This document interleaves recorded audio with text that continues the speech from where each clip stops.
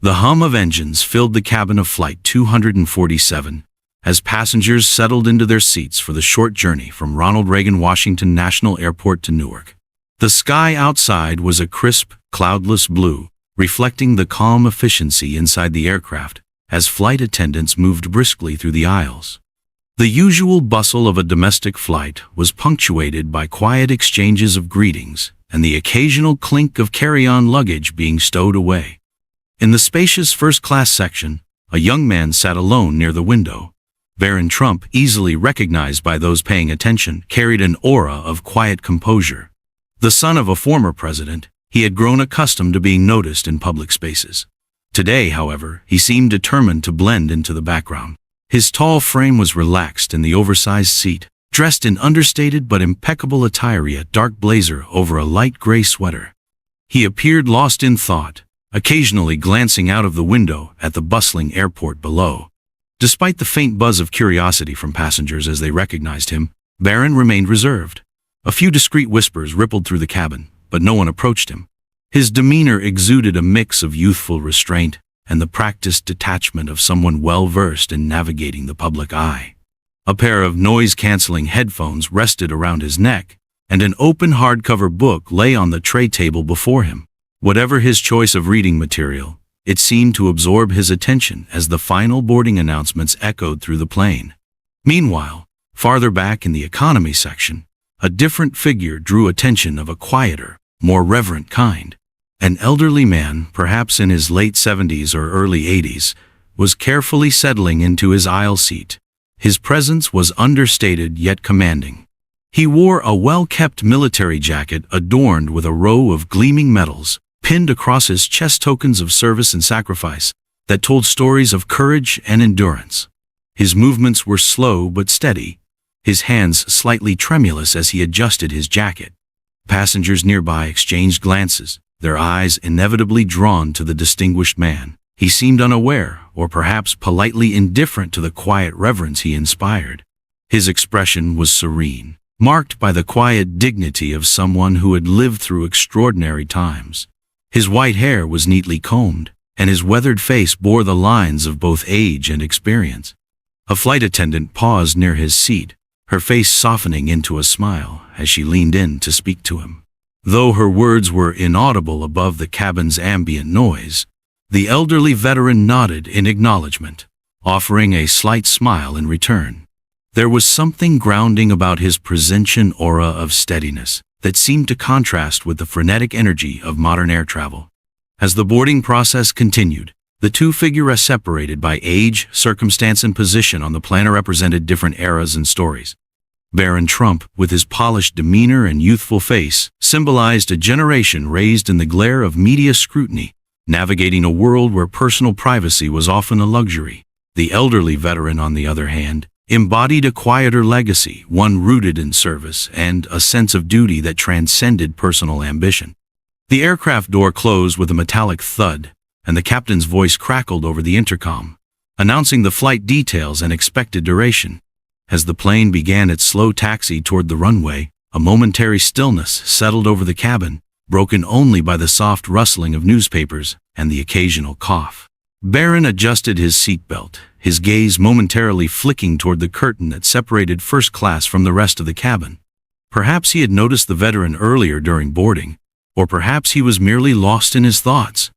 In economy, the veteran sat quietly, his hands resting on his lap, gazing out the window as if searching the horizon for memories only he could see. And so, Flight 247 began its journey, carrying its passengers forward, not just across the sky, but through a brief shared experience where lives intersected, however fleetingly, in the confines of an aircraft cabin.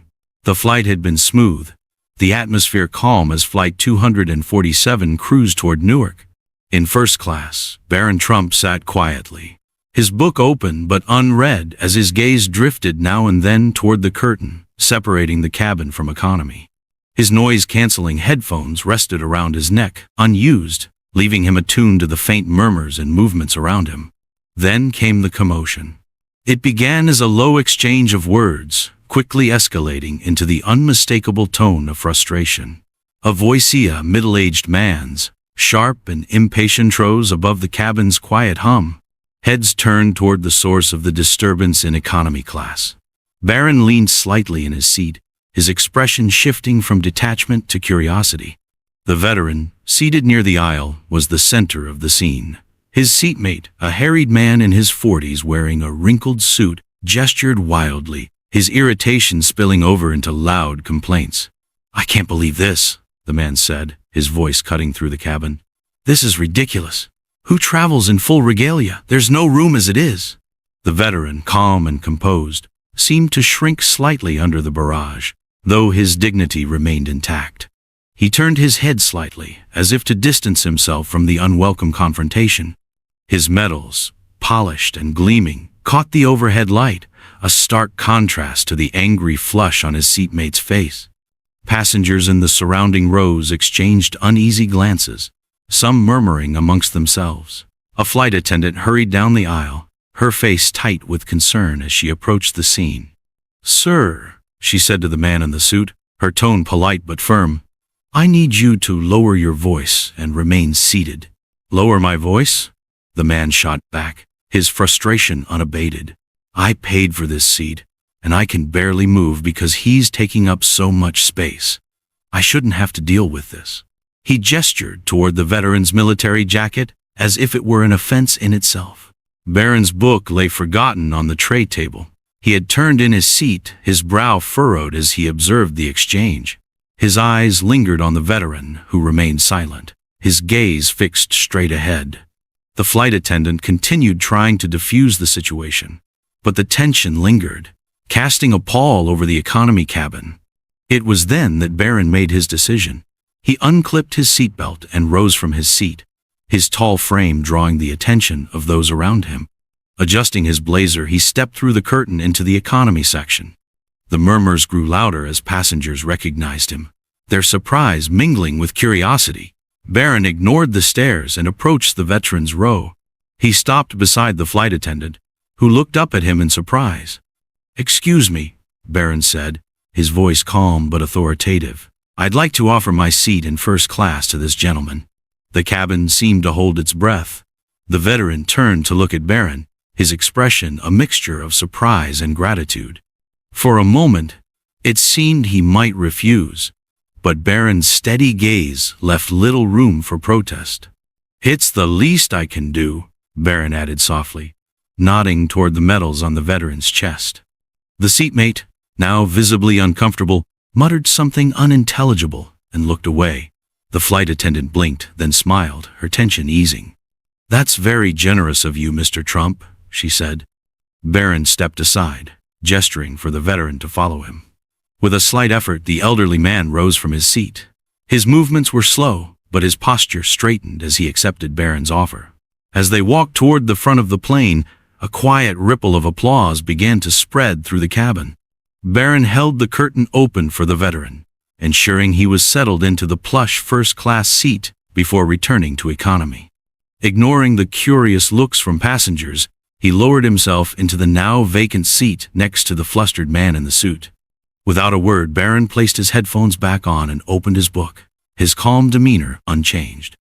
Behind him, in first class, the veteran sat in quiet comfort, a small but profound act of kindness transforming the flight for everyone on board. The ripple of applause had just begun to fade as Baron Trump escorted the elderly veteran to the first-class section. The surprise among the passengers was palpable, a collective astonishment at the quiet young man's decisive act of kindness. As the two passed down the aisle, heads turned to follow them. Whispers fluttered between rows, growing louder with each step. A passenger in the middle seat leaned over to her companion. "Isn't that him? Baron Trump?" she murmured, her tone a mixture of amazement and admiration. "It is," her companion replied, watching as Baron pulled back the curtain and gestured for the veteran to take his seat in first class. The flight attendant stationed at the front of the plane seemed caught off guard. She blinked, her lips parting as if to protest, but then she smiled, clearly moved. "That's incredibly thoughtful of you," she said, her voice warm with gratitude as she addressed Baron. Baron gave her a small, polite nod, his expression calm and unassuming. "He deserves it," he replied simply, his tone devoid of self-congratulation. There was no hint of bravado, no expectation of acknowledgement. He glanced at the veteran, ensuring the elderly man was comfortably seated before turning to head back toward the economy section. Baron's gesture transcended the confines of the cabin, lingering in the minds of everyone who witnessed it. It wasn't just the act of giving up a more comfortable seat. It was the sincerity, the unspoken acknowledgement of the veteran's service, and the calm humility with which he had carried it out. For the remainder of the flight, the atmosphere was different. Passengers exchanged smiles and quiet nods, as though the simple act of kindness had infused the cabin with a shared warmth. Baron, meanwhile, remained quietly immersed in his book, as though nothing remarkable had happened at all. The elderly veteran eased into the plush first-class seat with a care born of years and experience. His fingers, weathered but steady, brushed the armrests lightly, as though to confirm the unexpected reality of his new surrounding. The soft leather and spacious legroom stood in stark contrast to the cramped quarters of economy, where he'd grown accustomed to sitting during his infrequent travels. He adjusted his military jacket, its metals catching the subtle glow of the cabin light. Each one represented a chapter of his life, a piece of his story, marked by service, sacrifice, and memories that still lingered in the corners of his mind. For a man who had always carried himself with quiet dignity, the gesture from Baron Trump felt almost overwhelming. As the aircraft settled into its cruising altitude, the veteran leaned back, his gaze shifting to the window. The world outside was a vast expanse of blue sky and rolling clouds, but his thoughts were far from the present. The kindness he'd just received stirred emotions he hadn't expected. He was no stranger to acknowledgement. People often offered polite thanks when they noticed the medals on his jacket or recognized the weight of his service. But this was different. It wasn't the obligatory gratitude he sometimes encountered, the fleeting words that lacked depth. Baron's gesture had been genuine, unprompted, and devoid of any expectation. The veteran closed his eyes briefly, letting the hum of the engines blend with his thoughts. Memories surfaced unbidden. Moments from his younger years, marching through foreign lands, camaraderie forged in the fires of hardship, and the countless sacrifices made by those who had stood alongside him. He thought of the friends who hadn't returned, their faces forever etched in his memory. In his later years, he had often wondered if the values he and his comrades had fought for still held meaning in the modern world. The pace of life seemed faster now, and people often seemed too consumed by their own concerns to look beyond them. Yet here, on this flight, a young man had reminded him that selflessness and respect endured. The flight attendant approached quietly, her smile warm and genuine. "Can I get you anything, sir? Perhaps a drink or a blanket?" The veteran returned her smile with a slight nod. "A cup of coffee would be lovely, thank you," he replied, his voice soft but steady. As she left to retrieve his drink, he glanced back toward the economy section. He could just make out Baron Trump, seated calmly, his tall frame folded into the narrower seat. The young man appeared undisturbed by the switch, as if the comfort he had given up meant nothing compared to the significance of his gesture. The veteran's thoughts returned to Baron's words, "He deserves it." Simple, sincere, and spoken with quiet conviction. Those words had struck a chord deep within him. Over the years, he had learned to expect little acknowledgement beyond the ceremonial, a nod at a parade, a handshake at a veteran's event. But this was personal, unbidden, and deeply human. He sipped the coffee when it arrived, savoring its warmth as he continued to reflect. For the remainder of the flight, he found himself wondering about the young man's life, the values instilled in him that had inspired such a thoughtful act. The impact of the gesture went beyond the physical comfort of the first-class seat. It was a reaffirmation of the principles the veteran had long cherished: respect, gratitude. It reminded him that even in a world that often felt disconnected, there were still moments of profound connection. As the plane began its descent into Newark, the veteran straightened his posture, his heart lighter than it had been when the flight began. He resolved to find a way to thank Baron personally before they parted ways. Whether with words or a simple handshake, he wanted the young man to know how deeply his kindness had resonated. This flight had been meant to take him from one city to another, but it had become something more. It was a reminder that even in the most unexpected places, humanity had the power to touch lives in meaningful ways. As the plane began its descent toward Newark, the veteran found himself looking back through the curtain that separated first class from economy. He hadn't expected the flight to unfold this way. Baron Trump's gesture had stirred something within him, a need to express his gratitude not just with words, but with a story. A story he hadn't shared in years. The hum of the engines seemed to provide a rhythm to his thoughts as he carefully stood, steadying himself with the armrest. A flight attendant approached, concern flickering across her face. "Is everything all right, sir?" "Yes," he said, nodding. "I'd like to speak to the young man who gave up his seat." The flight attendant hesitated, then smiled and gestured for him to follow. Passengers in first class and the rows of economy watched. As the veteran walked down the aisle, he moved slowly, his military jacket a beacon of respect and curiosity. Baron looked up from his book as the veteran approached. He removed his noise-canceling headphones and rose slightly in his seat, offering a polite nod. "Is everything okay?" he asked. The veteran placed a hand on the seat back in front of him, his gaze steady but warm. "I wanted to thank you properly," he began, his voice carrying the weight of years and experience. "But I also wanted to tell you something about your grandfather." Baron's brow furrowed in curiosity, and a quiet murmur rippled through the nearby passengers. A few leaned closer, their interest piqued. "Fred Trump," the veteran said, his tone softening as memories surfaced. "I met him many years ago, shortly after I returned from Vietnam." He paused, glancing briefly at the medals on his chest before continuing. "It was a rough time. I'd come home to a world that felt different. Jobs were scarce, and respect for veterans wasn't what it is today." The murmurs grew louder as more passengers tuned in, their attention drawn to the unfolding story. "One day, I found myself outside a housing complex in Queens. I don't know what drew me there. Maybe it was the way the building seemed so clean and orderly. I was sitting on the curb when a man came out, dressed sharp but approachable. That man was Fred Trump." Baron's expression shifted, a flicker of recognition in his eyes. "He didn't just walk past me," the veteran continued. "He stopped, asked me if I was okay. I told him a little about my situation, and before I knew it, he was offering me a place to stay in an apartment in one of his buildings. Said it wasn't charity, just helping someone get back on their feet." The passengers around them were now completely silent, their collective focus locked on the veteran. "He didn't just stop there," the veteran added, his voice thick with emotion. "He connected me with people who helped me find a job. That apartment, that chance, he gave me the dignity to rebuild my life." Baron's gaze softened, his posture still as he absorbed the story. "I had no idea," he said quietly. The veteran offered a small smile.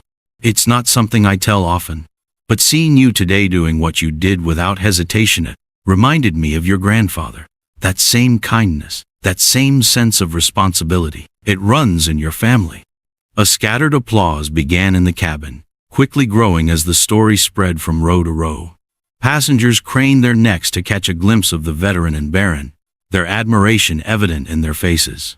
The flight attendant nearby wiped a tear from her eye, and even the man in the wrinkled suit seemed chastened, his earlier frustration replaced by quiet reflection. The veteran extended his hand, and Baron took it, their handshake firm but unassuming. "No," Baron replied softly, shaking his head. As the applause subsided, the veteran returned to his seat, his heart lighter than it had been in years. In that moment, the flight had transformed from a simple journey into a profound connection between generations, tied together by kindness and the enduring impact of one family's legacy. The atmosphere on Flight 247 had shifted profoundly. What began as an ordinary trip from Washington to Newark had transformed into a microcosm of humanity's better nature. Passengers who had witnessed Baron Trump's selfless act, followed by the veteran's heartfelt story, found themselves reflecting on their own lives, their own capacity for compassion. In the hushed cabin, a woman in her 60s leaned over to her husband, her voice soft but filled with emotion. "It reminds me of when Dad came home from Korea. He never talked about it, but you could see how hard it was for him to adjust. I wonder how many other men had people like Fred Trump to help them back then." Nearby, a young mother jotted something in the margins of a book, her toddler asleep in her arms. She later confided to the stranger seated next to her, "I was just writing down a reminder to teach my son about kindness when he's older. What we saw today, it's rare, but it shouldn't be." A college student pulled out his phone, typing furiously into a notes app. "You're journaling?" his seatmate asked. "Kind of," the student replied.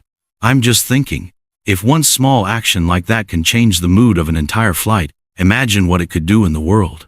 The flight attendant, who had been moved to tears earlier, decided to share her own story over the intercom. "Ladies and gentlemen," she began, her voice steady but tinged with emotion. "I know this isn't a typical announcement. I just want to say thank you to everyone here for creating an environment of respect and reflection. My brother served 2 tours overseas, and when he came home, he struggled a lot. He told me once that the hardest part wasn't the danger he faced, but the feeling that nobody understood what he'd been through. Seeing the kindness extended today, it reminds me of what he needed back then, and it means so much to see that kind of support in action." The cabin filled with a quiet warmth, a shared sense of understanding. Passengers nodded, some wiping their eyes. The veteran, sitting comfortably in the first-class seat, decided he couldn't leave the plane without speaking once more to Baron. As soon as the plane touched down and passengers began gathering their belongings, he rose with care and walked back to the economy section, drawing the attention of everyone around him. Baron stood to meet him, towering over the older man but exuding a humility that belied his stature. The veteran extended his hand, and when Baron took it, the grip was firm yet gentle. "Thank you again," the veteran said, his voice steady despite the emotion behind it. "What you did today wasn't just about me. It was about continuing the legacy of your grandfather and showing the world that one act of generosity can ripple outward in ways we can't imagine." Baron's usually composed face softened further. "Your story about my grandfather, it meant a lot.